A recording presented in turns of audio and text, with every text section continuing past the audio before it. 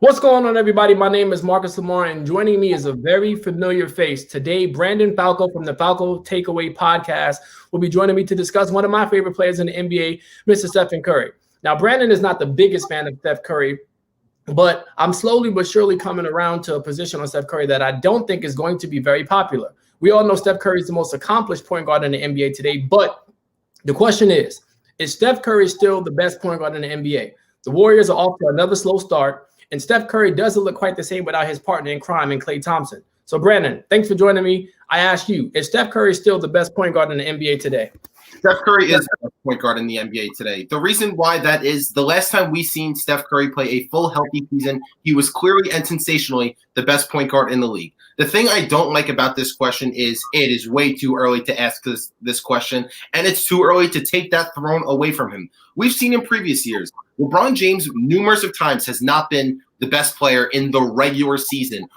We've had stretches throughout a regular season where he literally looks like it's like, oh boy, the narrative's coming. Oh, he's slowing down. He doesn't look like himself. In 2018, he had the lowest box score plus minus of his career in the entire month of January. People are saying, oh, the throne's catching up. He's going to lose the throne, that he's losing the title, this and that. And then once the playoff comes, he reminds us he's still the best player in the league. I say the same thing with people were trying to say that Lamar Jackson was better than Patrick Mahomes the year Lamar Jackson won MVP.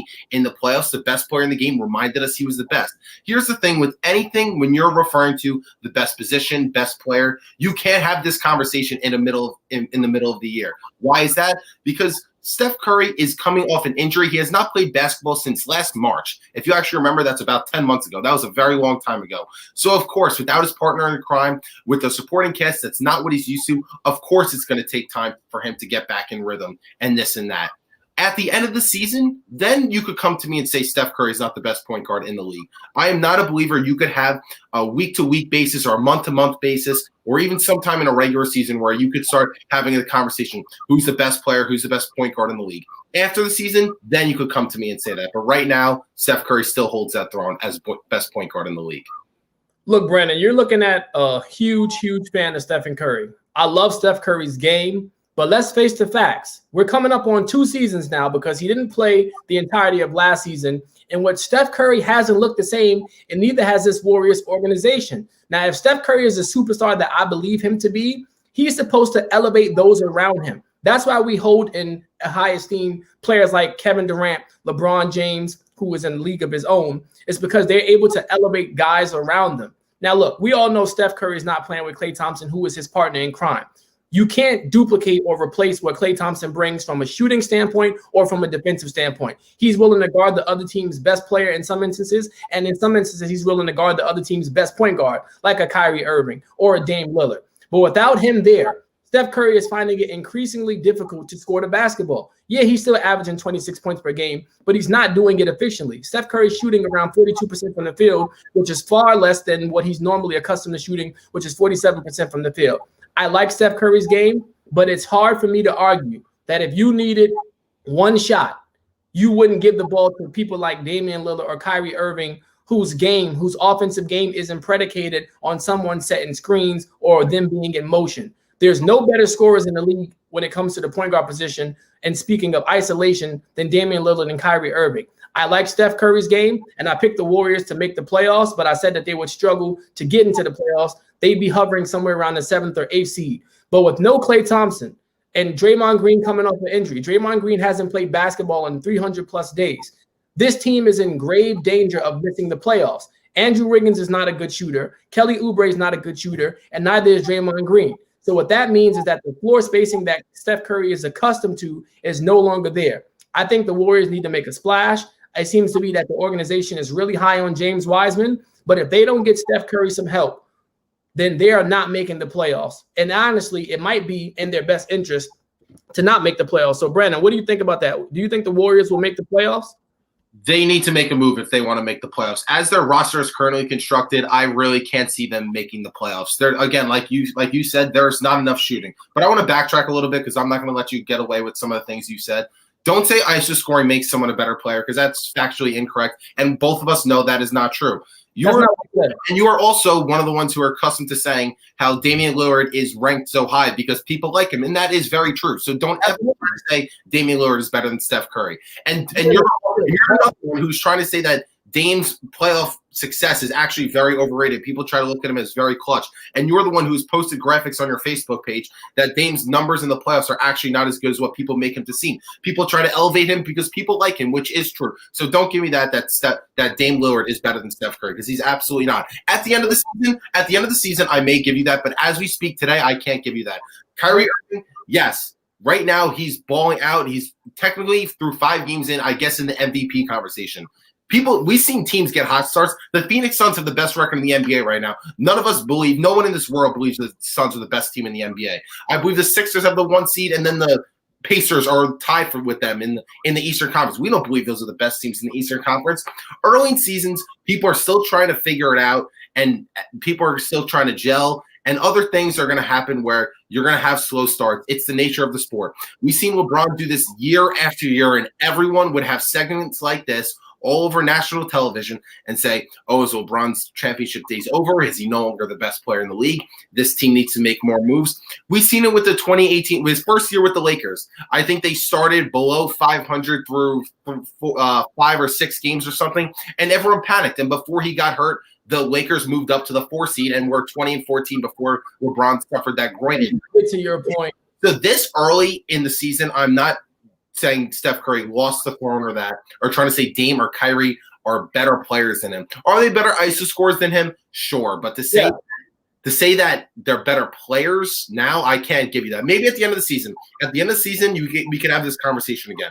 But not right now. I'm not buying it. And will the Warriors make the playoffs? To answer this question, right now, is their roster constructed? I can't say they will. They're not deep enough. I don't like the system they're running. Draymond Green, like you said, is not playing. I don't know what Weissman's going to be. Kelly Oubre is not a good shooter. They don't have a lot of three-point shooting. The Warriors were so successful because of floor spacing and the ability to shoot and especially get out in transition and shoot threes. That's how they beat teams, and that's how they break them. That's the problem I have with the Warriors right now. So unless they want to make a last-second push for James Harden, I don't see the Warriors making the playoffs. So I'm not going to blame Steph for that, given what's around him.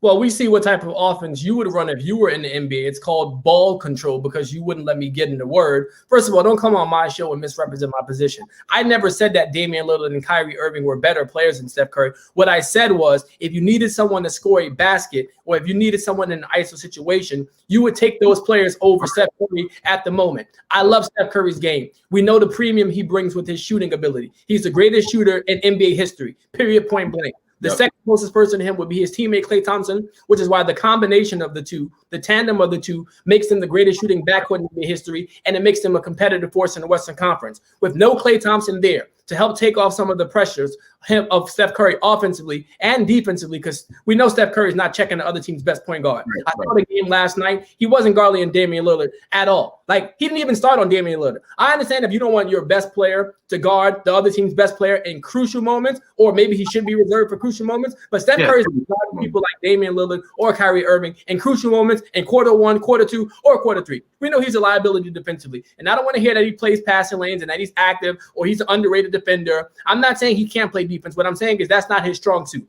With that being said, Steph Curry is not shooting the ball well. He's not shooting the ball well from 3, and he's not shooting the ball well from the field. One of the reasons he's so special is because of his efficiency. So since that's down, and since Klay Thompson is not coming back from injury, and the next time we see Klay Thompson on a basketball court might be another year from now, which means he would have missed 2 years of actual live NBA action, this team has a real problem on their hands. It might be in their best interest to miss the playoffs and to tank this season so that they can get a high draft pick, so that they can retool this roster. Because as currently constructed, Draymond Green's best years are behind him. Draymond Green's ceiling was Game 7 of the 2016 NBA Finals, in which he scored 32 points, 15 rebounds, and 7 assists, or 9 assists, whatever the numbers were.